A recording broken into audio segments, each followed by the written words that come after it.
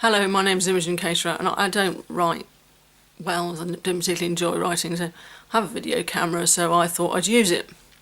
I want to give you just, you can call it a New Year reflection if you like.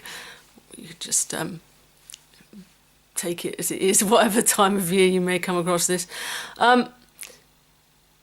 Just looking at, you know, mental distress and maybe a bigger picture on the world. See, there's kind of two ways of looking at, say, the process of creation. One is to kind of look at, there's a lot of, often if you say build a building, it's a lot of intellectual work that goes on to try and get it right, and measurements and make sure it doesn't fall down and things like that. And that's a thinking, intellectual mind, very good at defining between right and wrong, what's good, bad, whatever.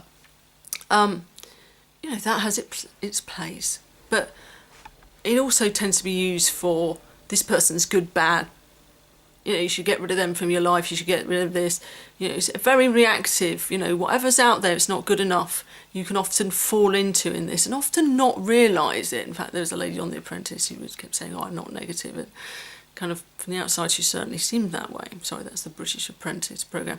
And it's very, very easy to get into a negative, and it looks so true. When you decided somebody sucks, it looks so true that they suck. And yet other people take a different view, could take a different view of the same situation. So what's going on there? Well, our thinking is it's subjective, it's personal, it has its uses, it allows us to make decisions in life, but it isn't absolutely rigorously true.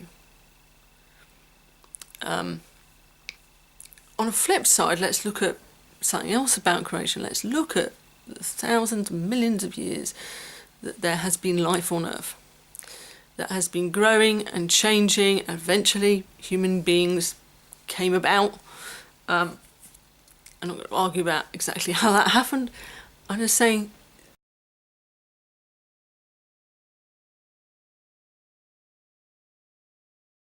that's growing something. That we don't need our intellectual abilities to make grass grow, or flowers grow, or otters to hold hands, as a recent video I posted there. There's something natural and flowing going on there.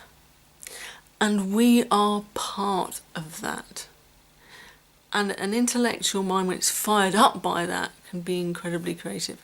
Otherwise, it can be incredibly destructive. We're looking at wars and racism and all sorts of homophobia and all sorts of criticisms there.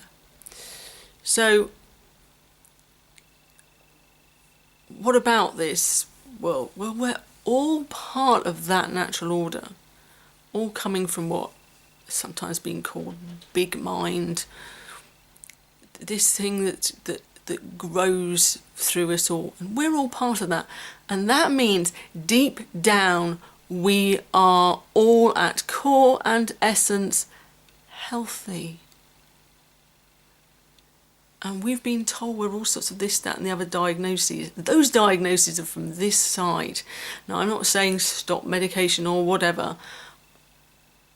I'm saying when you see that glint within you and you run more looking to this than fighting the world from this, things start getting better in life.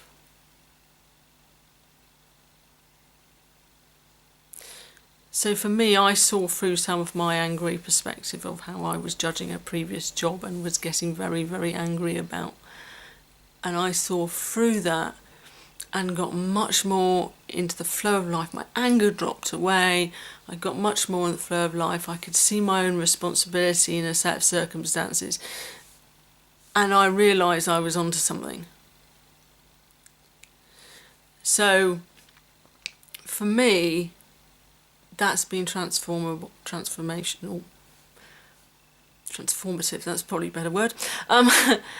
And more and more I've seen how I have fought things and worried and been anxious and gone over things and got in a mess.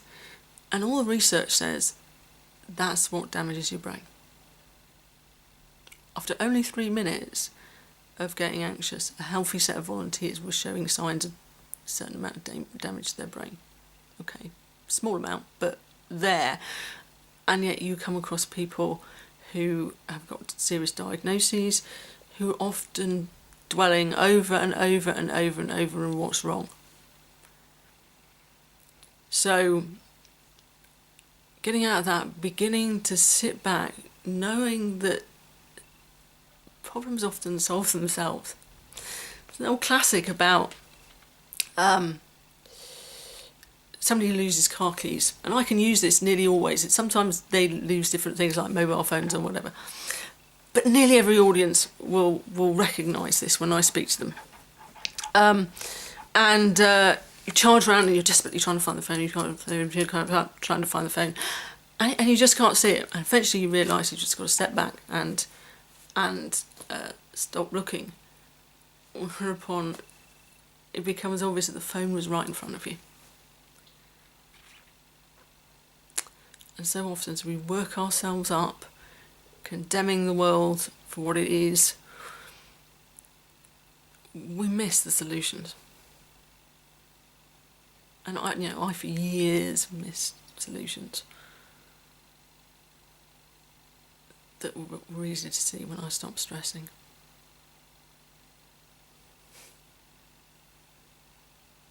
Thanks for listening. Hope it's helpful.